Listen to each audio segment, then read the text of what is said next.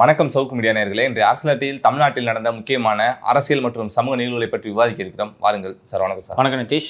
வணக்கம் லியோ. ஓம் நமச்சிவாய. ஜெய். எண்ணம் போல் வாழ்க்கை, எண்ணம் போல் தான் வாழ்க்கை. இதை சொல்லிட்டு தான் இனிமேல் தாரகம் வந்துடும். ஏன்னா நான் எம்எல்ஏ ஆகலான்ட்டு முடிவு பண்ணிட்டேன். நான் சும்மா உங்கள் கூடலாம் உட்காந்து மல்லு கட்ட முடியல. இன்னொன்னையும் நீங்கள் மனசில் வச்சு தான் சார் பேசணும். சொல்லுங்க. தட்டி விடாதீங்க, தட்டி கொடுங்க. நான் ஏன்டா உன்னை தட்டி கொடுக்கணும்? நான் எதுக்கு உன்னை தட்டி கொடுக்கணும் சொல்லு. நான் எதுக்கு உன்னை தட்டி கொடுக்கணும்? எங்கள் வீட்டில் இருக்கிற பிள்ளை இருந்தால் தட்டி கொடுப்பான். நீ அவார்டு வாங்கணும்னு நாங்கள் தட்டி கொடுக்கணுமா? உன்னை மேலே கிடச்சிச்சு மை கிடச்சிச்சு இஷ்டத்துக்கு பேசுறது. உனக்கே தெரியுது ராயன் படம் மொக்கையாக இருக்குது, இதுக்கு எப்படி அவார்டு கொடுத்தாங்க? அப்போ மற்றவங்களுக்கு தெரியாது. அதுக்கு தான் பதில் சொல்லிக்காருல்ல சார். வட சென்னை படத்தில் நடித்தேன், 3 படத்தில் நடித்தேன், புதுப்பேட்டையில் நடித்தேன், அவ்வளோ அருமையான படங்கள்லாம் நடிச்சிருக்கேன், அதுக்கெல்லாம் ஏன் தேசிய விருது கொடுக்கலன்னு யாராவது கேட்டிங்களா? நாங்கள் ஏன்ப்பா கேட்கணும்? நீ தான்ப்பா அந்த படத்தில் நடிச்சிருக்க. நான் திருப்பி கேட்குறேன். மக்கள் சேவை பண்ணுறதுக்காக, தமிழ் மக்களை எல்லாம் மகிழ்விக்கிறதுக்காக ஓசிலியாக நடிக்கிற நீ ஒவ்வொரு படத்துக்கும் 30 கோடி 40 கோடி வாங்கிட்டு தானே நடிக்கிற. சொல்லு, கேட்குறதுக்கு பதில் சொல்லு. இப்போ நாங்கள் ஏன் உன்னை தட்டி கொடுக்கணும் சொல்லு. அதுக்கெல்லாம் ஏன் விருது கொடுக்கல? நாங்கள் ஏன்ப்பா கேட்கணும்? இந்த தமிழ் சூழலிலும் சரி, தமிழ் சூழலில் ரொம்ப அதிகமாக இருக்குது இந்த போக்கு என்று நான் நினைக்கிறேன். கேரளாவில் இது போல் கிடையாது என்று நான் நினைக்கிறேன். சினிமா நடிகர்களை தலையில் தூக்கி வைத்து கொண்டாடுவதற்கு அவர்கள் ஒன்றும் வானத்திலிருந்து குதித்த தேவதூதர்கள் எல்லாம் அல்ல. எதுக்கு சினிமாவில் நடிக்கிறாங்க சொல்லு. எல்லா நடிகரையும் நான் தியாகராஜ பாகவதர்லேருந்து நான் ஆரம்பிக்கிறேன். எதுக்கு சினிமாவில் நடிக்கிறாங்க? பணம் சம்பாதிக்கவும் செய்கிறீங்க இல்லையா? அது எதுக்கு நீங்கள் செத்து போனால் செலவிக்கணும்? எதுக்கு மணிமண்டபம் கட்டணும்? எதுக்கு அரசு மரியாதைன்னு கேட்குறேன். எதுக்கு அரசு மரியாதை? என்எஸ் கிருஷ்ணன் எல்லாம் எடுத்துக்கொண்டால் கூட அந்த காலத்தில் பகுத்தறிவை ஊட்டினார் சினிமாவின் வாயிலாக. சுதந்திரத்துக்கு முன்பு வந்த திரைப்படங்களில் கல்கி எழுதிய சில படங்கள், அதில் அந்த சுதந்திரத்தை வலியுறுத்தும் வகையிலான கதை அம்சம் இருந்தது, நடித்தார்கள். ஓகே, அதில் ஏதோ ஒரு லாஜிக் இருக்குது. எல்லாருமே துட்டு சம்பாதிக்க தான் நடிக்கிறீங்க. தட்டி விடாதீங்க, தட்டி கொடுங்க. அப்போ உனக்கு நல்லா தெரியுது ராயன் மொக்க படம்னு. ஊரே சேர்ந்து அடிக்குது. டான்ஸ் மாஸ்டர் கலா ஜூரியா இல்லைன்னா அந்த அவார்டு கிடச்சிருக்குமா? ஸோ நாம் நமது சேனலில் தான் முதலில் பிரேக் செய்தோம். நினைவு இருக்கா? இந்த எண்ணம் போல் வாழ்க்கை கொடி வந்தவன்னு சொன்னேன்னா நேற்று நிரூபணமாகி விட்டது. இந்த வேல்ஸ் கல்லூரி குழுமத்தின் வளாகம் என்று நான் நினைக்கிறேன். அந்த வளாகத்தில் நடந்த ஒரு இரத்த தான முகாம். அந்த முகாமில் கலந்து கொள்வதற்காக தனுஷ் ரசிகர் மன்றத்தின் சார்பில் ஏற்பாடு செய்யப்பட்டிருந்த நிகழ்வு அது. தமிழ்நாடு முழுக்க வந்திருக்காங்க சார். தமிழ்நாடு முழுக்க பேருந்துகளில் தனுஷ் ரசிகர்களை வர வைத்து உணவளித்து அந்த இடத்துல தனுஷை பொலிட்டிக்கலாக லான்ச் பண்ணுறதுக்கு தான் அந்த நிகழ்ச்சி. நம்ம சொல்லி 10 நாள் இருக்காது, 10-15 நாள் இருக்கும் இருக்குது சார். ஸோ அதுக்கு தான் இந்த லான்ச். அதற்கு பிறகு நிறைய தத்துவங்களை அங்கே உதவித்திருக்கிறார். ஏதாவது 1-2 தத்துவத்தை சொல்லுப்பா. இது சொல்லிட்டோம் ஃபஸ்ட்டு எடுத்தோன்னே அவங்க கட்சி கொள்கை எண்ணம் போல் தான் சொல்லியாச்சு. வேறு என்ன தத்துவங்களை நேற்று உதிர்த்தார்? தல அஜித் அவர்களோட தத்துவத்தையும் சொல்லு. நீயா தோத்துட்டேன்னு ஒத்துக்கிற வரைக்கும் உன்னை யாராலும் தோக்கடிக்க முடியாது அப்படின்னு இருக்காரு. வேற என்ன சொன்னாரு? இந்த கூட்டத்துக்கு ஒரு சக்தி இருக்கு. இந்த சக்தி நம்ம இப்படியே விட்டு வரோம்ல, இது அது தானா அமையும் அப்படின்னு சொல்லிட்டு சொன்னாரு. இந்த கூட்டத்துக்கு ஒரு சக்தி இருக்கு. இப்படி ஒரு கூட்டம் கூடுச்சுன்னா அதுக்கு ஒரு பர்பஸ் இருக்கணும். ஏதோ வந்தோம், ஆடியோ லான்ச்சில் பங்கேற்றோம், ஏதோ ரீல்ஸ் போட்டோம்னு இல்லாமல் எப்படி அமையும்னு சொல்லிட்டு நான் சொல்ல மாட்டேன். தானா அமையும் அப்படின்னு சொல்லிட்டு சொன்னேன். தானா விருது கிடைக்கிற மாதிரி தானா அமையும். விருதுலாம் தானா கிடைக்கல. என்ன மக்களுக்கு நலத்திட்ட உதவிகளை செய்ய சொல்லியிருக்காங்க சார். எங்கெல்லாம் மக்களுக்கு தேவைப்படுதோ அங்கெல்லாம் தேடி போய் கொடுக்கணுமா? விருதுகிறதே ஒரு லாபி தான் சார். அது லாபி தான். நான் விஷயத்துக்கு வந்துடுறேன். நான் எதுக்கு சுற்றி வளைச்சு பேசிக்கிட்டேன்? தமிழகத்தில் பிஜேபியை வளர்ப்பதற்கு பெருமளவில் அண்ணாமலையை பிஜேபி நம்பிக்கொண்டிருந்தது என்பது உண்மை. அண்ணாமலை விலை போய்விட்டார் என்று தெரிந்ததும் தான் அவரை தமிழக பாஜக தலைவர் பதவியிலிருந்து மாற்றினார்கள். அதற்கு பிறகு அவர் வீதி லீடர்ஸ் என்ற அமைப்பை தொடங்கிவிட்டு அவர் தனியே சென்று திமுக விலை போயிட்டார். எப்போ விலை போயிட்டார்னா காசு யார்கிட்டப்பா இருக்கு சொல்லுப்பா. சிம்பிள்ப்பா. நீ இப்போ நான் உனக்கு ஒரு லாஜிக்கல் அடிப்படையில் சொல்கிறேன். நீ கேட்குற விலைக்கு சொல்லணும்னு கேட்குற. அதாவது நம்ம நேயர்களுக்கு புரியாது அப்படின்னு நினச்சிக்கிட்டு நீ சொல்கிற விலை போய்விட்டார். யாரிடம் விலை போக முடியும்? தமிழகத்தில் 2 கட்சி தான் மேஜர் கட்சி. விஜய் கட்சியெல்லாம் துட்டு கொடுக்க மாட்டாங்க இல்லையா? எடப்பாடி துட்டு கொடுத்து அவர் விலைக்கு வாங்குவார்ன்றியா? சொந்த கட்சிக்காரன் வாங்க தான் செய்வார், தவிர கொடுக்க மாட்டார். 1. 2வது, எடப்பாடி பழனிசாமிக்கும் அண்ணாமலைக்கும் இருந்த மோதல் ஊரறிந்தது. அவர் ஏன் விலை கொடுத்து வாங்க போகிறார்? அண்ணாமலையால் அதிகம் விமர்சிக்கப்படக்கூடிய கட்சி எது? திமுக. யாரிடம் அதிக பணம் இருந்தது? திமுக. ஆளுங்கட்சியாக இருந்தாங்க. அப்போ யார் விலை கொடுத்து வாங்க முடியும்? திமுக. அவ்வளவுதான். ஸோ அவர் விலை போய்விட்டார். அதுக்காக அவர் போயிட்டார். நாங்கள் தமிழ்நாட்டில் கமலாலயத்தில் ஷட்டரை சாத்துறோன்ட்டு ஒரு கட்சி முடிவெடுக்க முடியுமா? முடியாது.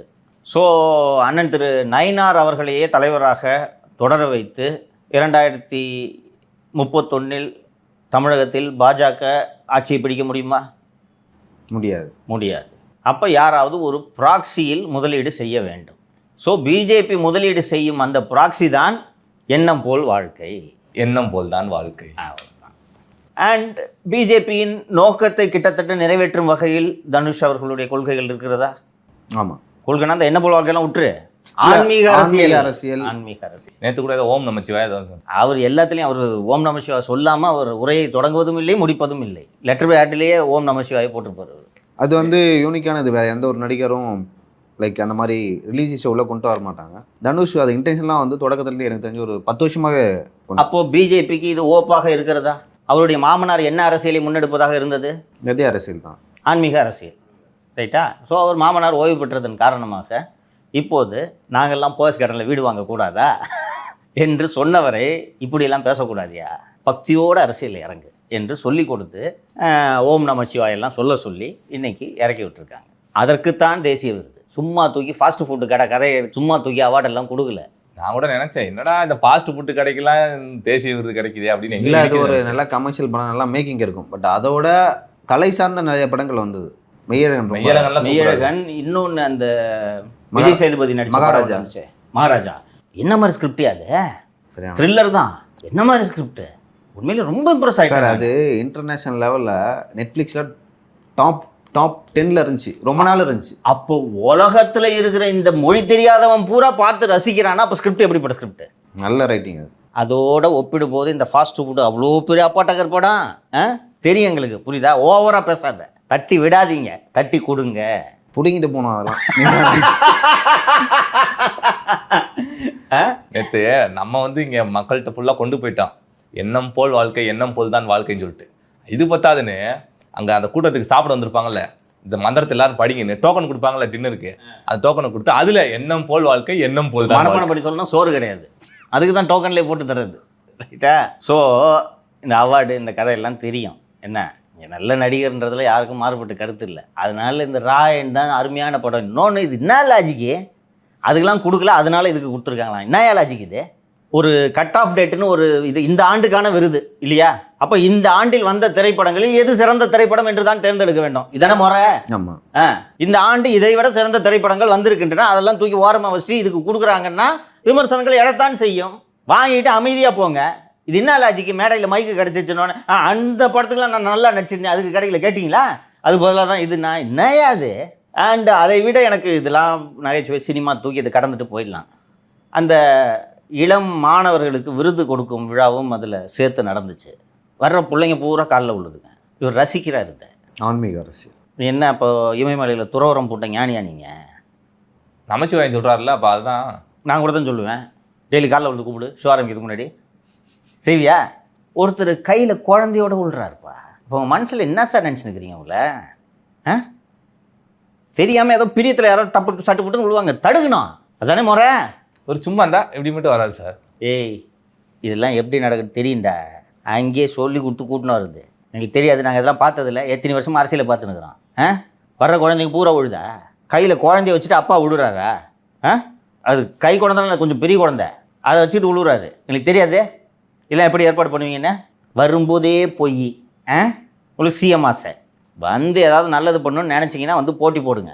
லியோ, இந்த விஜயின் வெற்றி கிட்டத்தட்ட எல்லா நடிகர்களின் மனதிலும் முதல்வர் கனவை விதைத்திருக்கிறது. விஜய் ஒருவேளை 26 தேர்தலில் தோல்வி அடைந்திருந்தால் அத்தனை பேரும் தங்கள் கனவுகளை ட்ரங்கு பெட்டியில் போட்டு பூட்டி கட்டில் கடியில் வைத்துவிட்டு சினிமாவுக்கு போயிருப்பார்கள் இல்லையா? இன்னைக்கு விஜய் அடைந்திருக்கக்கூடிய இந்த மாபெரும் வெற்றி ராகவா லாரன்ஸ் மனசுல எல்லாம் முதல்வர் ஆசையை விதைத்திருக்கிறது. இல்லை சார், ஆக்சுவலாக தமிழ்நாட்டில் இதுக்கு முன்னாடி ஒரு எக்ஸாம்பிள் இருக்குது. புரட்சி தலைவர் எம்ஜிஆர் அவர்கள் அரசியலுக்கு வந்து வெற்றி பெற்றவுடன் சிவாஜி கணேசன் வந்தார். கரெக்ட். அதுக்கப்புறம் டி ராஜேந்திரன், ராமராஜன் சொல்லிட்டு பாக்கியராஜ் அப்படின்னு சொல்லிட்டு ஒரு பெரிய சரத்குமார் அவரெல்லாம் லேட்டாக வந்தார். பட் நான் சொல்கிறது வந்து அவர் எம்ஜிஆருக்கு பிறகு வந்து சிவாஜி வந்தார்ல, அது வந்து திரும்ப நடக்குதோ அப்படின்னு சொல்லிட்டு நான் நினைக்கிறேன் சார். விஜய் அவர்கள் வந்து அரசியலுக்கு வந்துட்டார். வந்த பிறகு வந்து இப்போ ஒவ்வொருத்தங்களா நிறைய பேரால் ஏற்றுக்க முடியல. அவரே வந்துட்டார், நம்மளால் வர முடியாதுன்னு சொல்லிட்டு இப்போ தான் தனுஷ் வந்து அந்த வழியில் வராரு அப்படின்னு நான் நினைக்கிறேன். நீங்கள் எப்படி பார்க்குறீங்க அதை? உங்களோட கணிப்பு மிகச்சரி. எளிதாக சினிமாவை எடுத்துக்கலாம்ப்பா. ஒரு பேய் படம் ஹிட் ஆச்சுன்னா வரிசையாக பேய் படம் வரும், பார்த்துருக்கேன்? ஆமாம். பழி வாங்குற கதை ஏதாவது ஒன்று ஹிட் ஆச்சுன்னா வரிசையாக அதை கொஞ்சம் தழுவி பழி வாங்குற படம். ஏன்னா எல்லாரும் இது ஹிட் ஆகிடுச்சுப்பா, இதையும் பார்ப்பாங்க. அப்படின்ட்டு ஏதோ காலேஜ் ரிலேட்டடான ஏதோ ஒரு படம் வந்து ஹிட் ஆயிடுச்சுன்னா காலேஜ் அவ்வளோதான். கல்லூரி காதல் வரிசையாக கொன்று எடுப்பாங்க. சீசன், அது ஒரு சீசன். அதுபோல இப்போது நடிகர்கள் அரசியலில் இறங்கும் சீசன். சரி, இது என்ன வரவேற்கலாமா? எப்படிப்பா வர்றது நல்லதா எப்படி? எனக்கு சரியா படலை சார். ஏன்பா, என்ன விமர்சனம் உனக்கு? மக்களுக்கு நல்லது பண்ணா இவங்க தான் நீங்கள் சொன்னீங்க பிஜேபி இருக்கிறதுன்னு. எனக்கு என்னதான் வந்து மக்கள் மத்தியில் வந்து நாங்கள் நல்லது பண்ண போகிறோம் அப்படி சொன்னாலும் கூட இவங்களாம் சுய லாபத்திற்காக வர்றாங்க அப்படின்னு தான் எனக்கு தோணுது. நீங்கள் சார், இப்போ நம்ம விஜய் அவர்கள் கட்சி ஆரம்பிச்சதையும் ஒரு கட்சி ஆரம்பிக்க போகிறதையும் வந்து கம்பேரே பண்ண முடியாது. விஜய் வந்து கிட்டத்தட்ட ஒரு 30 வருட உழைப்பு அது. அவர் வந்து அப்போவே பிளான் பண்ணிட்டார். இது வந்து அவருக்கு லக் அடிச்சிச்சு, நம்மளுக்கு லக் அடிக்க போகுதுன்னு சொல்லிட்டு லாட்டரி சீட் வாங்குற மாதிரி சார். அதுவும் இல்லாமல் தனுஷ் அவர்கள் வந்து ஒரு குறிக்கோளோட நோக்கத்தோடு வந்தால் பரவாயில்ல. இது வந்து நான் எப்படி பார்க்குறேன்னா ஒரு ரிலீஜியஸ் சார்ந்து இருக்க போகுது. விஜய் அப்படி இல்லை, அந்த ரிலீஜியஸை வந்து எதிர்த்தார். அந்த வலதுசாரி அரசியலை வந்து அவர் எதிர்த்தார். ஒருவேளை விஜய் வரலன்னா இங்கே இருக்கிற இளைஞர்கள் கூட்டம் வந்து அப்படியே டைவெர்ட் ஆகிருக்கும்னு நினைக்கிறேன் வலதுசாரி பக்கம். அதை வந்து விஜய் அவர்கள் தடுத்தார். அப்படி தடுக்கப்பட்ட இளைஞர்களை வந்து மீண்டும் அந்த பாதையில் தனுஷ் அவர்கள் அடுத்து சொல்கிறாரோ அப்படின்னு சொல்லிட்டு நான் அச்சப்படுறேன். நீங்கள் 2 பேரும் ரொம்ப சீரியஸாக திங்க் பண்ணிட்டு சொல்கிறீங்க. நான் என்னுடைய கோணத்தையும் சொல்லி விடுகிறேன். எனக்கு சந்தோஷம். இதோடு நிற்கக்கூடாது. சூர்யா, சிவகார்த்திகேயன், வேறு யாருப்பா பெரிய ஹீரோ? ராகவலாரன். அவர் வந்துட்டாரே, பார்க்கும்போதே எம்எல்ஏ சார்னு கூப்பிட்றாங்களா ரோட்டில் எல்லாம் அவரை? வேறு யார் பெரிய ஹீரோ? சிஎம் சார்னு கூப்பிடணும்ல, அதுக்கு நான் சொல்கிறேன். வந்துட்டார். தம்பி கார்த்தி. கார்த்தி, சூர்யா ஒரு தம்பி கார்த்தி. அதான் ஃபேமிலியில் ஹீரோயின் இருக்குது, ஹீரோ இருக்குது, 2 ஹீரோ வச்சுருக்கீங்க. ஓகே, சூர்யா, கார்த்தி, ஜோதிகா அவர்கள் ஆல்ரெடி அரசியலில் தான் இருக்கிறார்கள். திமுக அரசியல் என்ன தெரியாததா? சிவகார்த்திகேயன், அடுத்து பிரதீப் ரங்கநாதன். கட்டாயம். அது சிம்பு அவர்கள். எப்போ சிம்பு முக்கியமான ஸ்டார்ப்பா. எஸ்டிஆர் முக்கியமான ஆளை விட்டுட்டீங்க. சிம்பு ரசிகர்கள் எல்லாம் கோபித்துக் கொள்வார்கள். தலைவரை தப்பா பேசாதீங்க. அதனால சிம்பு வர வேண்டாம். அவரெல்லாம் நல்லவர் தான் சார். எனக்கே தெரியும், பர்சனலாக பழக்கம் அவர். என்ன நல்லவர், அவர் வரணும். எஸ்கே எல்லாம். பிரதீப் ரங்கநாதன் ரொம்ப முக்கியம். வரிசையை 3 ஹிட்டு கொடுத்துருக்காரு. வேறு என்ன வேணும்? ஃபெயிலியர் படம் கொடுத்தவங்களாம் வராங்க. விஜய் ஆண்டனி வரிசை ஹிட்டு. ஏன்பா வரலாம்? என்ன அதிர்ச்சி அவரை? சூரி அவரும் ஹீரோவாக நடிக்கிறார். சூர்யா ஹீரோ. அடுத்த படம் பெரிய படம் ஒன்று வந்துட்டு இருக்கு, மண்டாடின்னு ஒரு படம். 2 ஹிட்டு, பெரிய ஹிட்டு கொடுத்துட்டாரு. அனிருத் அவர்கள் பாட்டில் ஹிட்டு கொடுத்துருக்காரு. அவர் வந்து இறங்கலாம். அவர் தான் எல்லா படத்துலையும் நான் மியூசிக் போட்டேன்னா கண்டிப்பாக ஒரு பாட்டில் டான்ஸ் ஆடுவேன்னு சொல்லி வம்படியாக பண்ணிட்டு இருக்காரு. வேணா அனிருத்தும் வரட்டும், நம்பர் 1 மியூசிக் டைரக்டர் வரட்டும். ஏன் இவர்களை வரவேற்கிறேன் என்று கேளுங்கள். செம்ம தமாசா இருக்கும். 2 காரணங்கள் இவர்களை வரவேற்பதற்கு. இவர்கள் இன்று கோடி கோடியாக சொத்துக்களும் வீடுகளும் வைத்திருப்பது யாரால்? மக்களால். நம்மளால இல்லையா? நம்ம தான் போய் உட்கார்ந்து இவர்கள் எடுத்த நல்ல படங்களையும் பார்க்கிறோம், மொக்கை படங்களையும் பார்க்கிறோம். அந்த மொக்க படத்தை பார்த்துட்டு வரும்போது நம்ம மனசில் ஒரு வேதனை ஏற்படும்ல. எப்படி பழி வாங்கிறது? வாங்க எல்லாரும் வாங்க அரசியலுக்கு. பெரும்பாலும் நடிகர்கள், சூப்பர் ஸ்டார்கள் சொந்த படம் தயாரித்து தான் மொத்தத்தையும் வித்துட்டு தெருவுக்கு வந்துடுவாங்க.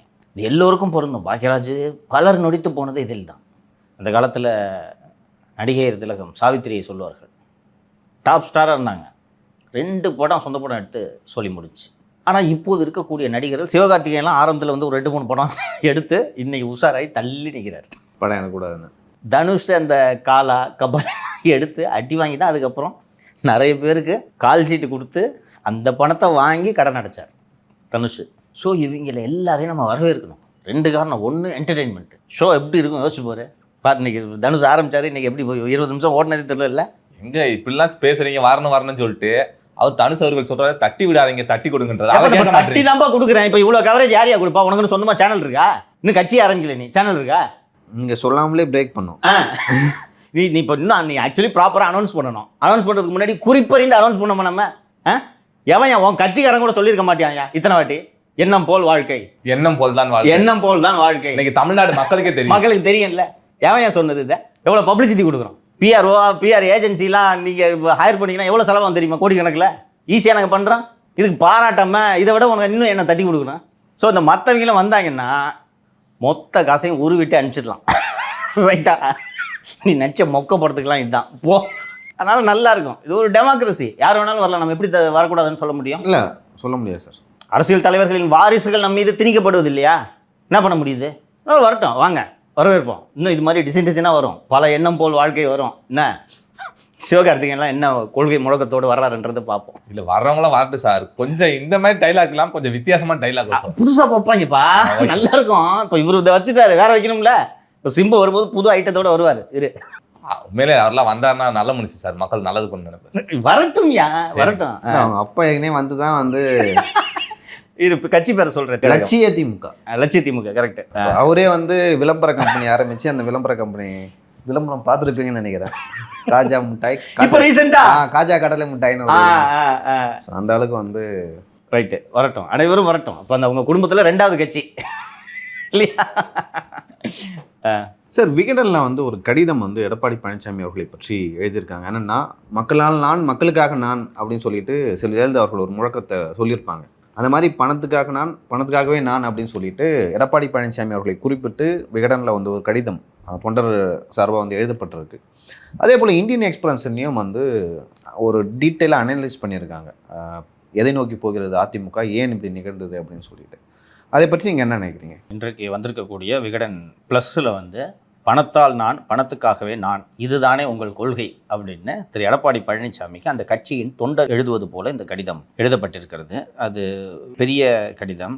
அந்த கடிதத்தோட இறுதி பேராவை மட்டும் படிக்கிறேன். நாடாளுமன்ற தேர்தலில் அப்பாவி வேட்பாளர்களை குறைந்தபட்சம் 10 கோடி ரூபாய்க்கு விற்றுவிட்டீர்கள். சட்டமன்ற தேர்தலில் பாதி ஒன்று பாதி எண்டு என்று 10 கோடி ரூபாய் இருப்பவர்களுக்கே சீட்டு வழங்கினீர்கள். இது உண்மை. 10 கோடி இல்லாம யாருக்கும் சீட்டு கிடையாது. இதனால் தகுதி இல்லாதவர்களில் பல பேர் வேட்பாளர் களத்திலே நிறுத்தப்பட்டு 18 தொகுதிகளில் டெபாசிட் இழந்ததும் 101 தொகுதிகளில் 3ஆம் இடத்துக்கு தள்ளப்பட்டதும் நிகழ்ந்தது. அதிமுக படுதோல்விக்கு முழுமுதற் பொறுப்பு நீங்கள் தானே தவிர வேறு யாரும் இல்லை. அதிமுகவின் மூத்த தலைவர்களின் ஆலோசனைகளை கேட்பதே இல்லை. அதை விடுத்து உங்கள் பினாமிகளிடமே கருத்து கேட்க தொடங்கிவிட்டீர்கள். மக்களால் நான், மக்களுக்காகவே நான் என்கிற கொள்கை பிரகடனத்தை முன்வைத்தார் புரட்சித் தலைவி அம்மா. ஆனால் எடப்பாடி பழனிசாமி ஆகிய நீங்கள் பணத்தால் நான், பணத்துக்காகத்தான் நான் என்ற கொள்கை பிரகடனத்தால் கட்சி சுக்குநூறாக உடைந்து சிதைந்து போய் கிடக்கிறது. பழுதுபட்ட இந்த வரலாறை மீட்டுருவாக்க வேண்டும் என்று சொன்னால் இன்னொரு புதிய தலைமை தேவை என்பதை நீங்கள் உணர்ந்து கொள்ள வேண்டும். இப்படிக்கு கடைகோடி தொண்டன் அப்படின்னு விகடன் ப்ளஸில் இந்த கடிதம் வந்திருக்கிறது. இந்தியன் எக்ஸ்பிரஸில் ஒரு டீட்டெயில்டு அனாலிசிஸ் வந்திருக்கிறது. முருகானந்தம் என்கிற ஒரு செய்தியாளர் எழுதியிருக்கிறார். அதிமுகவின் 85 கட்சி மாவட்டங்களில் கலந்தாலோசனைகளை எடப்பாடி பழனிசாமி செய்து முடித்து விட்டார். அதையொட்டி இந்த கட்டுரை வந்திருக்கிறது. ஸோ இந்த ஆலோசனைகளில் என்ன நடந்தது, நீங்கள் என்ன ஃபீல் பண்ணுறீங்க, கட்சியை மீட்டுருவாக்கம் செய்வதற்குன்னு அந்த அதிமுகவின் தலைவர்கள் பலரிடம் இந்த செய்தியாளர் முருகானந்தம் பேசியிருக்கிறார். பேசி அவங்களோட ஃபீட்பேக்ஸ், இன்புட்ஸ் இதெல்லாம் அவர் வாங்கி கொடுக்குறாரு. டிஜிட்டல் அவுட்ரீச்சில் அதிமுக அதிக அளவில் முதலீடு செய்ய வேண்டும். திமுக வலுவாக இருந்துச்சு ஏற்கனவே. தாவேக்க வரும்போதே டிஜிட்டல் தளத்தில் ஹெவியாக வலுவாக தான் அவர்கள் வந்தார்கள். ஆனால் தமிழகத்திலேயே முதலில் தகவல் தொழில்நுட்ப பிரிவை தொடங்கிய அதிமுக இன்று இணையதளத்தில் டிஜிட்டல் உலகத்தில் இல்லவே இல்லை. அண்ட் சராசரியாக இன்று அதிமுக கிளைக்கழக செயலாளர் முதல் சீனியர் பொசிஷன் வரைக்கும் இன்னைக்கு அதிமுகவில் பதவியில் இருப்பவர்களுடைய சராசரி வயது 50க்கு மேலே தான் இருக்கிறவங்க அங்கே இருக்கிறாங்க. ஆனால் மற்ற கட்சிகளில் இன்று இளரத்தத்தை பாய்ச்சுவதற்கான ஏற்பாடுகளை எல்லோரும் செய்ய தொடங்கிவிட்டார்கள். ஸோ இந்த ஒன்றிய லெவலில் இள நிர்வாகிகள், இளமையானவர்கள், இளைஞர்களுக்கு வாய்ப்பு கொடுத்து அவர்களை அங்கே நியமிக்க வேண்டும். ஒவ்வொரு மாவட்டத்திலும் கட்சிக்கென்ற ஒரு யூடியூப் சேனல் இயங்க வேண்டும். பெரிய லெவலில் ஒரு தொலைக்காட்சி ஒன்று கட்சிக்கென்று வேண்டும்.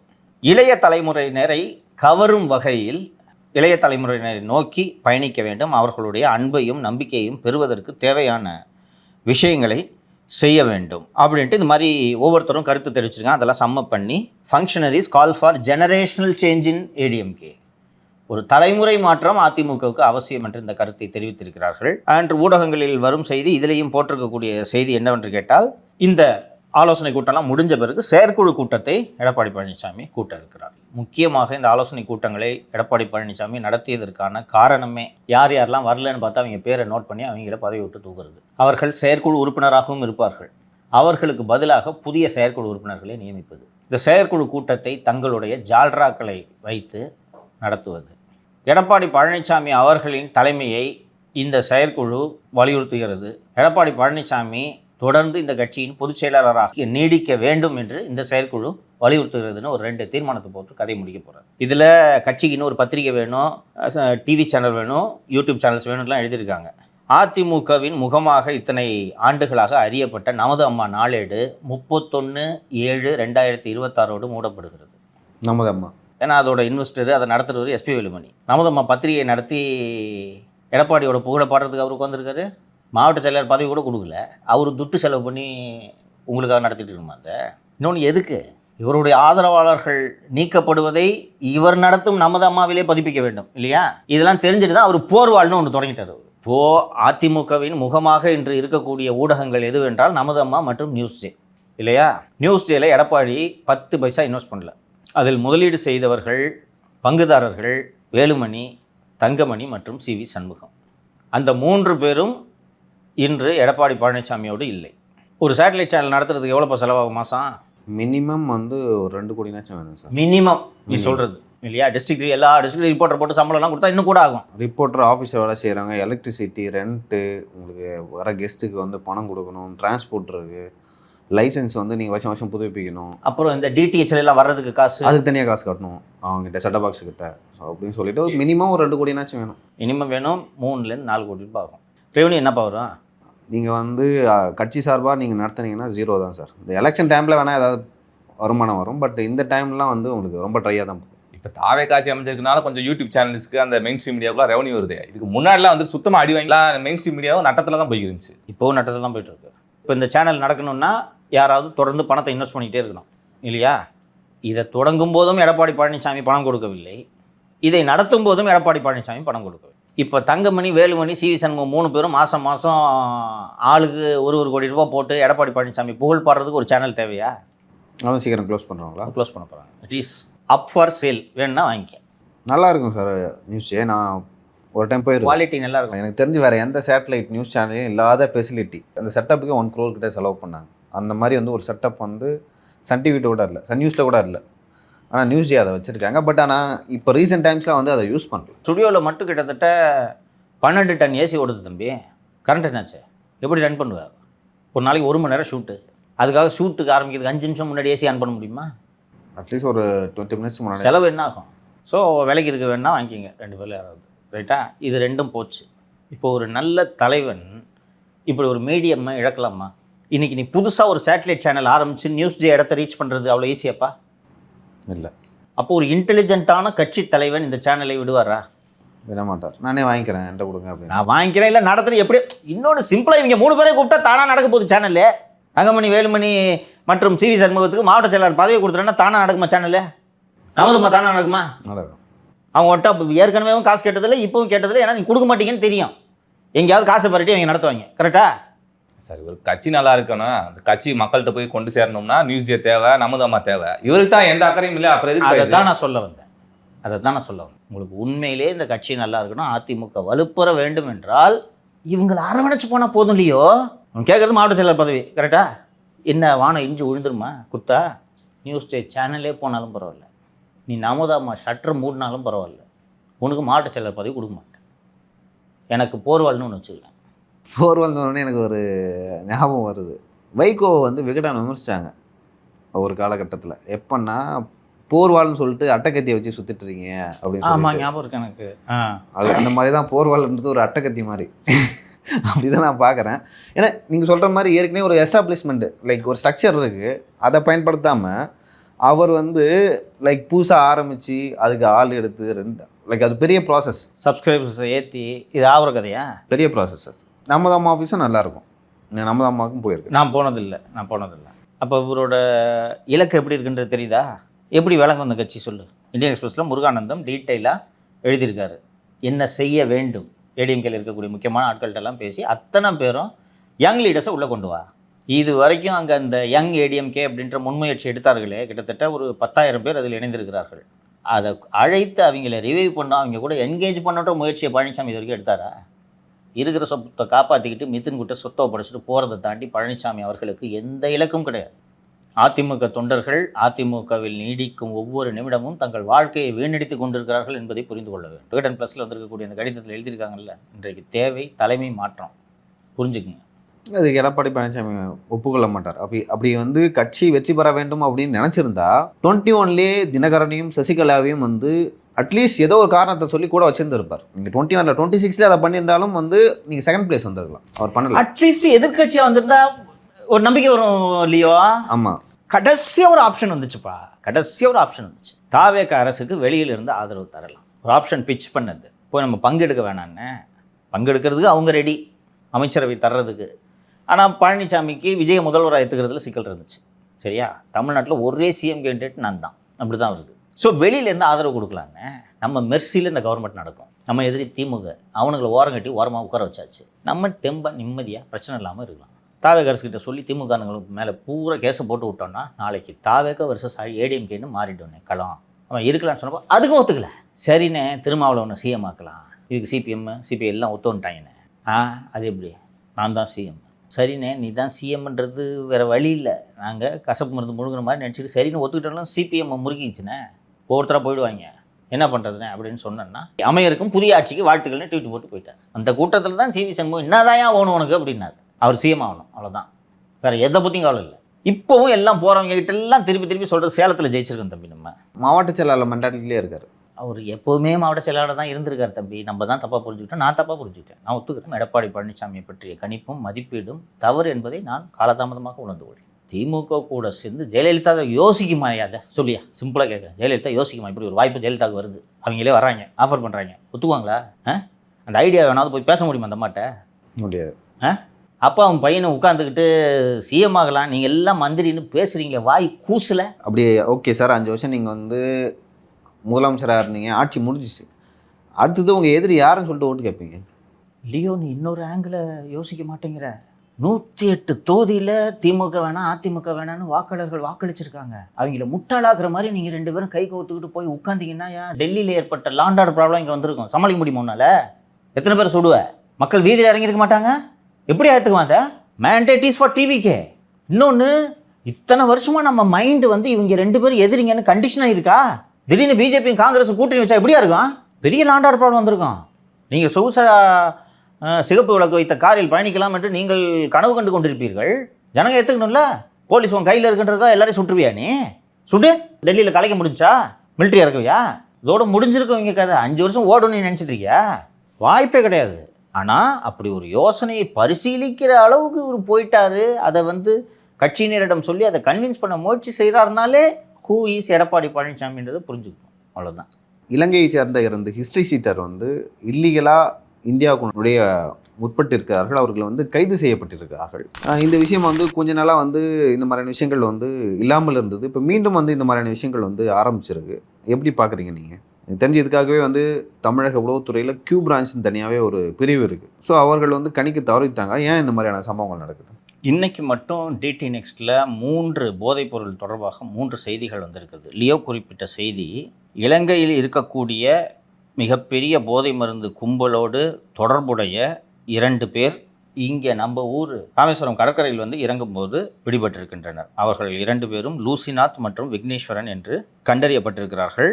இலங்கையில் வாத்தலை பகுதியை சேர்ந்தவர்கள். அவர்களுடைய தொலைபேசியை பறிமுதல் செய்து பரிசீலனை செய்ததில் தமிழ்நாடு, கேரளா, மும்பை ஆகிய இடங்களுக்கு இவர்கள் போதைப்பொருள் கடத்திய விபரம் தெரிய வந்துள்ளது. இலங்கையில் வாத்தலையில் நண்பர்களுடைய பிறந்தநாளை ஒட்டி நடந்த ஒரு பார்ட்டியில் ஒருத்தரை சுட்டு கொண்டுட்டு அங்கேருந்து தப்பிச்சு இவர்கள் இங்கே கடற்கரையில் வந்து இங்கே மாட்டி விட்டார்கள். அதே டிடி நெக்ஸ்ட்டில் Mumbai narcotics control bureau, central government drug anti drug unit தமிழகத்திலிருந்து, குறிப்பாக சென்னையிலிருந்து நியூசிலாந்துக்கு சூடோ எஃபிடிரின் ஏற்றுமதி செய்த கன்சைன்மெண்ட்டு, கொரியர் மூலமாக ஏற்றுமதி செய்த 2 கன்சைன்மெண்ட்டு பிடிபட்டு அது தொடர்பாக நடந்த விசாரணையில் சென்னையிலிருந்து அது ஏற்றுமதி செய்யப்பட்டிருக்கிறது என்பதும் கண்டறியப்பட்டிருக்கிறது. இது 2மே பார்த்தீங்கன்னா இன்டர்நேஷ்னல் ட்ரக் டிராஃபிக்கிங் தொடர்பான செய்திகள். 2 செய்திகளுமே தமிழகம் தொடர்பானது. இலங்கையிலேருந்து இங்கே வர்றாங்க ட்ரக் பெட்லர்ஸு, அண்டு மும்பையில் மாட்டின கன்சைன்மெண்ட்டு சென்னையிலேருந்து ஏற்றுமதி செய்யப்பட்டிருக்கிறது என்ற தகவலும் வந்திருக்கிறது.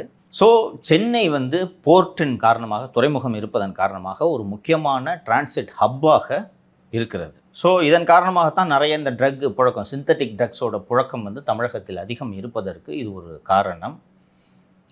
திமுக ஆட்சியை இழந்ததற்கு இந்த போதை கலாச்சாரம் ஒரு முக்கியமான காரணம் என்பது நம்ம எல்லாருக்குமே தெரியும். ஸோ தமிழக முதல்வர் மிக தீவிரமாக இந்த விவகாரத்தில் கவனம் செலுத்த வேண்டும் அப்படின்றத நம்ம இந்த நிகழ்ச்சியின் வாயிலாக சொல்லிக்கொள்ள விரும்புகிறோம்.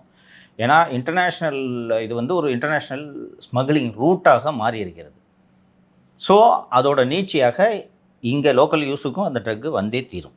இந்த ட்ரக்ஸ்லாம் போதில்ல சார், இது மும்பை போலீஸாக கண்டுபிடிச்சிருக்காங்களா சார் சென்னையிலேருந்து வந்து? மும்பை நார்காட்டிக்ஸ் கண்ட்ரோல் பியூரோ அங்கே ஒரு ட்ரக் கன்சைன்மெண்ட்டை சீஸ் பண்ணி விசாரிக்கும் போது சென்னையிலேருந்து அது புக் ஆகிருக்கு அப்படின்ட்டு வருது. அப்போ சென்னையில் ஏதோ ஒரு இடத்தில் நம்ம ஜாஃபர் சாதிக்கு மாதிரி சூடோ எஃபுடரின் தயாரிக்கும் அல்லது பேக்கேஜிங் இண்டஸ்ட்ரி ஒன்று நடந்து கொண்டு இருக்கிறது அப்படின்றது. சமைக்கிறது சமைக்கிறது. ஜெயிலில் தான் சொல்லுவாங்க இந்த மாதிரி அந்த சூடை சமைச்சு மாட்டிட்டாங்க. சமைச்சுன்னா சார் குக் பண்ணுவாங்க சார், குக் பண்ணுறத வந்து அவங்க லாங்குவேஜ் லோக்கல் லாங்குவேஜில் வந்து சமைக்கிறதுன்னு சொல்லுவாங்க. அந்த அதான மூலப்பொருள், சூடை பற்றி தான் மூலப்பொருள், ஆமாம் அதில் தான் மெத்து வரும் அப்படின்னு சொல்லிட்டு சொல்லுவாங்க. இல்லை ஜெயிலில் பேசிப்பாங்க. அப்படி பேசும்போது சமைக்க தெரிஞ்ச சமைக்க சேர்ந்தா லைக் கொஞ்சமாக இருந்தாலும் அதை வந்து நிறையா வந்து ட்ரக்கை வந்து உருவாக்குவாங்க. சமைக்க தெரியாதவங்க சமைச்சா வந்து லார்ஜ் குவான்டிட்டி எடுக்க முடியாது அப்படின்லாம் வந்து பேசுவாங்க. அங்கே அந்த இவங்க நைஜீரியாக்காரங்க இருப்பாங்க, அவங்க சொல்லுவாங்க சார் எப்படி இது பண்ணணும், எப்படி அந்த குக் பண்ணுறது அதெல்லாம் சொல்லுவாங்க ஜெயிலுக்குள்ள. இல்லை இந்த இதெல்லாம் வந்து சென்னை உள்நாட்டு உளவுத்துறை தான் சார் கண்காணிக்கணும். அதுக்கு ஏன் சார் பொறுப்பு? இங்கே இது லோக்கல் போலீஸும் பொறுப்பு. நாங்கள் நார்காட்டிக்ஸ் இன்டெலிஜென்ஸ் யூனிட் இங்கே தனியாக வச்சுருக்கோம். சென்னை சிட்டி போலீஸில் ஒரு ஏஎன்ஐயூன்ட்டு ஒரு யூனிட் இருக்குது. ஸ்டேட் இன்டெலிஜென்ஸுக்கும் இதில் ரோல் இருக்குது. அண்ட் இந்த இலங்கையிலிருந்து வந்திருக்காங்கல்ல, இவர்களை கண்காணிக்கும் பொறுப்பு வந்து உள்நாட்டு பாதுகாப்பு பிரிவின் கீழ் வருகிறது. இன்னும் இன்டென்சிஃபை பண்ணணும். வரக்கூடிய நாட்களில் இன்னும் அதிகமாக ட்ரக் புழக்கம் அதிகரிக்கும் என்று தான் மத்திய உளவுத்துறை தெரிவிக்கிறது. அதனால் கூடுதலாக கவனம் செலுத்த வேண்டும்ன்றதான் நம்ம. சார், விடுதலை சிறுத்தைகள் கட்சியை சேர்ந்த ஆலூர் ஷானவாஸ் வந்து தமிழகத்தை மறைமுகமாக பாஜக தான் ஆள்கிறது அப்படின்னு சொல்லிட்டு ஒரு கருத்தை புதிய தலைமுறைக்கு எடுத்த பேட்டியில் அவர் சொல்லியிருக்காரு. அவரோட கருத்தை எப்படி பார்க்கறது? அதோட கட்சியோட கருத்தை நம்ம எடுத்துக்கிறதா? ஏன்னா அவர் விடுதலை சிறுத்தைகள் கட்சியில் இருந்து கொண்டு அவர் இருக்காரா இல்லையான்னு இப்போ வரைக்கும் தெரியல. பட் இன்னுமே வந்து அவர் கட்சியை நீக்கிட்டாரோ இல்லை வேற கட்சிக்கு போய் ஜாயின் பண்ணிட்டாரோன்னு கேட்டிங்கன்னா இல்லை. அந்த கட்சியிலேருந்து அந்த கருத்தை சொல்கிறாருன்னா அது வந்து யாரோட கருத்து? ரெண்டு ஆஸ்பெக்டில் இந்த செய்தியை அணுக வேண்டும். ஆலூர் ஷானவாஸ் அவர்கள் இந்த கருத்தை சொல்வதற்கு அவர் வைக்கக்கூடிய தரவு, சாய்குமார் ஐஏஎஸ் அவர்களுக்கு மத்திய பிஜேபி அரசு பணி நீட்டிப்பு உடனடியாக வழங்கிவிட்டது. சாய்குமார் பல ஆண்டுகளாக மத்திய அரசு பணியில் இருந்தவர். அவருக்கு 6 மாதம் பணி நீட்டிப்பு வேண்டும் என்று கேட்ட உடனேயே ஏன் மத்திய அரசு ஒப்புக்கொள்ள வேண்டும்? ஸோ அப்போ மறைமுகமாக சாய்குமார் மூலமாக தமிழகத்தை பாஜக ஆள்கிறது என்று அவர் விமர்சனத்தை வைக்கிறார். பெரும்பாலான மாநிலங்களில் பாஜக ஆளுநர்கள் மூலமாக ஆண்டு கொண்டிருக்கிறது என்பதுதான் உண்மை. சாய்குமார் அவர்களுக்கு எக்ஸ்டென்ஷன் கொடுத்துலாம் ஆளணும் ஒரு மாநிலத்தென்ற அவசியம் இல்லை. இப்போ சாய்குமார் சீஃப் செக்ரட்டரின்னு வச்சுக்குவோம், அவர் பாஜக ஆளுன்னே வச்சுக்குவோம் ஒரு வாதத்துக்கு. விஜயை மீறி சாய்குமார் இண்டிபெண்ட்டாக டிசிஷன் எடுக்க முடியுமாப்பா? வந்து இப்படி எடுங்கன்னு சொல்ல தான் முடியுமே தவிர டிசிஷன் எடுக்கிறது முதல்வர் விஜய் அவர்கள் தான். முதல்வர் என்ன சொல்கிறாரோ அதான் சாய்குமார் கேட்கணும். ஒன்று. ரெண்டாவது, இதற்கு முன்பு இருந்த பொம்மை முதல்வரை போல இவரும் பொம்மை முதல்வரா? சாய்குமார் சார் இதில் கைது போடுங்க சார் அப்படின்னு சொன்னோன்னு அப்படியாங்க ரைட்டுங்க அப்படின்னு போடுறதுக்கு அப்படி தானே இதுக்கு முன்னாடி ஆக்ஷன் எடுத்துகிட்டு இருந்தீங்க? அதிகாரி சொல்கிறத கேட்டு அதுக்கு எதிர்ப்பு வந்தால் திரும்ப வந்து பல்ட்டி அடித்து அவரே சைன் போடுவார் சென்ட்ராட்சியில். ஸோ இங்கே ஒரு டீம் ஆஃப் அட்வைசர்ஸ் இருக்காங்க. இன்னொன்று, அப்படி என்ன பாஜக நலனை தமிழகத்தில் சாய்குமாரால் செயல்படுத்தி விட முடியும் என்று நினைக்கிறீர்கள் நீங்கள்? இன்னொரு குரூப்பு, இந்த டிஎம்கே குரூப்பு தான், டிஎம்கே குரூப் அதிகாரிகள். அவர் சாய்குமார் ஆந்திர மாநிலத்தை சேர்ந்தவர். தெலுங்கு அதிகாரிகளின் ஆதிக்கம் தமிழகத்தில் அதிகமாகிவிட்டது. சிராய்ட்டு போகுது. தமிழாய்ந்த அறிஞர்களாக இருந்த அதிகாரிகள் தானே கடந்த 5 ஆண்டுகளாக தமிழகத்தை ஆண்டார்கள். இப்படி என்னத்தை தமிழ்நாட்டை தூக்கி நட்டம் பண்ணி போயிட்டாங்க. அதுதான் கேட்குறேன். உதயச்சந்திரன்லாம் தமிழ் அறிஞர், கீழடி ஆய்வாளர், அவர் அருட்தந்தை தமிழறிஞர், ஐஸ்கிரீமு தமிழறிஞர், அல்வா அதிகாரி தமிழறிஞர், எல்லாம் தமிழாங்க தானே இருந்தீங்க. இன்னும் கீழ்ச்சிங்கன்றதான் பார்த்தோம் 5 வருஷம். இதெல்லாம் டிசைனான விமர்சன அம்புகளை தாவேக்க மீது ஏவிக்கொண்டே இருப்பது தினந்தோறும். எல்லாம் திராவிட நாடு தானே, திராவிட கீழே தானே வரும். அக்செப்ட் பண்ணிட்டு போகணும். திமுக அந்த குற்றச்சாட்டு வைக்க மாட்டாங்க. திமுக கீழே இருப்பாங்க சில பேர், அவங்க தான் அந்த மாதிரி. பாதி பேர் தெலுங்கு அமைச்சர்கள். எப்படி வைப்ப நீ? இன்னொன்று, அவங்க ரொம்ப காஷியஸாக அந்த தெலுங்கு கம்யூனிட்டியை ஆன்டகனைஸ் பண்ணக்கூடாதுன்றதுல திமுக கவனம் இருப்பாங்க. ஒரு 1/3 தெலுங்கு ஸ்பீக்கிங் பீப்புள் இருப்பாங்க.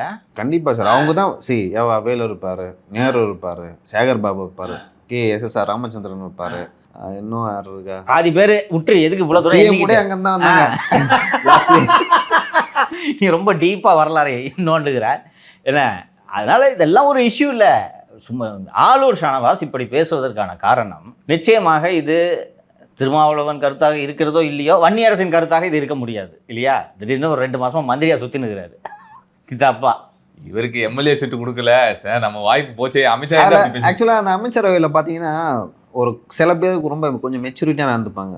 நான் அப்படி அப்சர்வ் பண்ணுறேன். அவர் செங்கோட்டையன் இருப்பார், இன்னொன்று வந்து மணியரசு இருப்பார். ஏன்னா ரொம்ப நாளாக வந்து ஃபீல்டில் அரசியலில் இருக்கிறாரு, அதனால வந்து சில விஷயங்கள் அவருக்கு தெரியுது. அதை தாண்டி வந்து அருண்ராஜ் இருக்கார், ஏன்னா ஏற்கனவே அந்த சிஸ்டத்தில் அவர் இருந்தார். He's an officer. ஆமாம். ஸோ அதனால் இவங்களை பற்றி பெருசாக வந்து குற்றச்சாட்டுகள் வரல, இவங்க நல்லா பெர்ஃபார்ம் பண்ணுறாங்க. ரீல்ஸ் டிக்கெட்டுங்களை பற்றி தான் தினந்தோறும் 2 பஞ்சாயத்து வந்துகிட்டு இருக்கோம். இன்றைக்கி அதை நினைவுபடுத்துங்க. அந்த சோத்துக்கு சேர்த்த அமைச்சரை பற்றி ஒரு பஞ்சாயத்து இருக்கிறது, பிராது இருக்கிறது, அதை பேசிவிடுவோம். ஸோ இது ஆளூர் ஷானவாஸோடைய நோக்கம் என்னவென்று நான் சொல்லிவிடுகிறேன். கட்சியாக ஆதவ் அர்ஜுன் மீது ஒழுங்கு நடவடிக்கை எடுத்தது போல தன் மீதும் எடுத்தால் அடுத்த கட்சிக்கு தாவுவதற்கு இது வசதியாக இருக்கும், அவ்வளவுதான். இதுக்காக தான் நோண்டி விட்டுக்கிட்டே இருக்காரு. அவருக்கு தெரியாதா மறைமுகமாக பாஜக ஆளுகிறது என்று சொன்னால் அது நேரடியாக கட்சி கொள்கைக்கு எதிரானதுன்ற அளவுக்கு அறிவில்லாதவர் ஆளூர் ஷானவாஸ் ப்ரொவோக் பண்ணுறார் தலைமையை. இல்லை, அவருக்கு வந்து ஒரு கட்சிக்கு போகணும், அவ்வளோதான். ஏன் அதுக்கு வந்து என்ன பண்ணலாம், நாமளே போகக்கூடாது. போனால் நம்ம சீட்டு கொடுக்கல, அதனால தான் போயிட்டேன்னு சொல்லுவாங்க.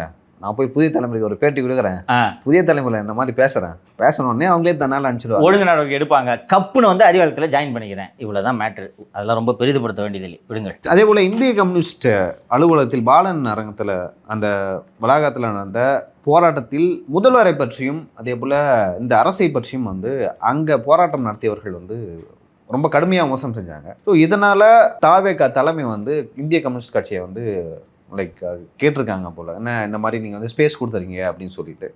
அது எப்படி சார் நம்ம எடுத்துக்கிறது? ஒரு போராட்டம்னு வந்தால் கண்டிப்பாக விமர்சனம் இருக்க தான் செய்யும். அதை நம்ம எப்படி அவங்க பார்க்குறாங்க? தாவேகா போராட்டம் என்று வந்தால் விமர்சனங்கள் இருக்கத்தான் செய்யும் என்பதை நாமும் புரிந்து கொள்வோம், தாவேகாவினரும் புரிந்து கொள்வார்கள். ஆனால் ஒரு கட்சியோட கூட்டணியிலே இருந்துக்கிட்டு கூட்டணி அரசை விமர்சனம் செய்வதற்கு உங்கள் கட்சி அலுவலகத்தில் இடம் கொடுத்தால் அதை எப்படி ஏற்றுக்கொள்ள முடியும்? ராஜரத்ன ஸ்டேடியம் பக்கத்தில் ஒரு இடம் கொடுத்து ஷாமியானா போட்டு நீங்கள் திட்டுங்க, நீங்களும் கூட போய் சேர்ந்து திட்டுங்க. அந்த போராட்டத்தில் வந்து தாவேகாவை திட்ட வேண்டிய அவசியமும் இல்லை. எதுக்கு?